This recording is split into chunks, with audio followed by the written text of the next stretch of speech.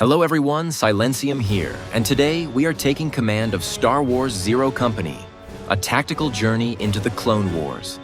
The project was first announced as an untitled Star Wars strategy game on January 25th, 2022, before its full reveal at Star Wars Celebration Japan on April 19th, 2025. Developed by Bit Reactor, a studio built around veterans of XCOM and Civilization, with Respawn Entertainment and Lucasfilm Games, and published by Electronic Arts.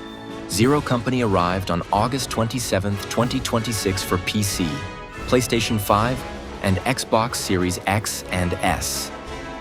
It is a standalone single-player turn-based tactics game. The story closely follows Hawks, a former Republic officer leading an unconventional band of professionals for hire during the twilight of the Clone Wars.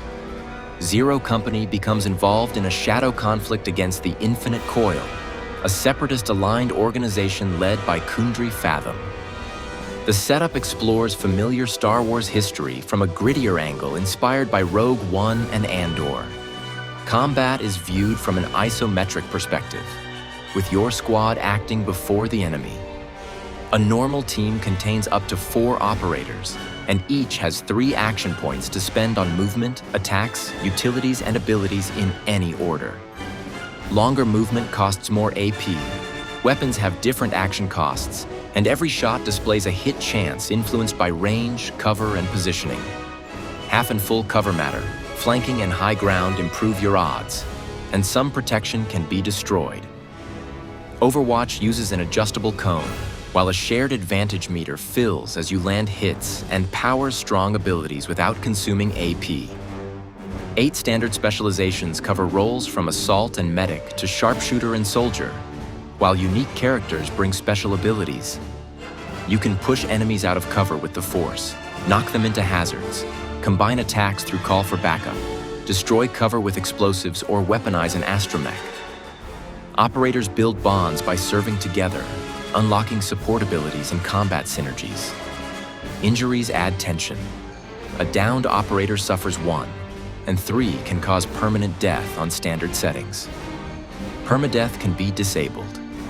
Between battles, the team returns to the den on the Ring of Kafrane. The camera switches to third person as Hawks talks to companions, recruits operators, treats injuries, and improves facilities. Tactical missions advance time by 1 cycle, while non-combat operations consume intel and can provide credits, equipment, information, or consequences for bonds and enemy development. The galaxy map contains more than 150 planets for operations, while tactical missions span more than a dozen detailed worlds. Some story missions also include short third-person exploration sections that can provide intel or advantage before combat. Customization is another major strength. Hawks can be personalized in appearance and combat role, while recruited operators can have their names, looks, voices, clothing, loadouts, and abilities adjusted. Your roster grows beyond the 4 characters used in a normal fight. However, the main story remains largely linear, with no romance system or traditional branching campaign, so anyone expecting a full BioWare-style RPG may find the narrative freedom more limited than the presentation suggests. Visually, Zero Company aims for cinematic Star Wars rather than a simple strategy board look. Most cutscenes are rendered in real time, while blaster fire, lightsabers, explosions, and dramatic combat cameras add energy. Gordy Hobb composed the orchestral score, reinforcing the familiar Star Wars identity.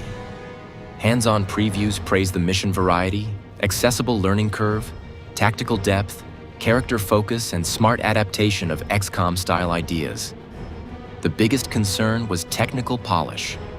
Preview builds showed occasional frame rate drops in dense environments, awkward camera behavior, targeting problems, and difficulty moving the aiming reticle between elevations.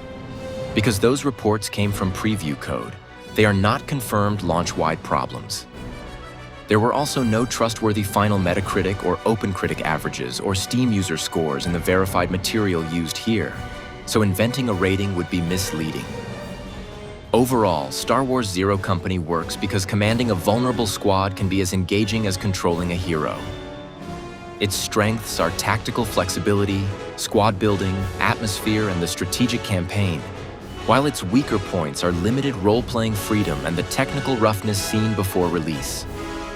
It is easy to recommend to fans of XCOM-style combat, squad management, and Clone Wars stories, but players who dislike turn-based battles, percentage-based attacks, or permanent consequences may enjoy it less. If you enjoyed the video, subscribe to the channel for more reviews and game breakdowns. Thanks for watching. Silencium signing off, and remember, in Zero Company, the Force helps, but good positioning keeps the squad alive.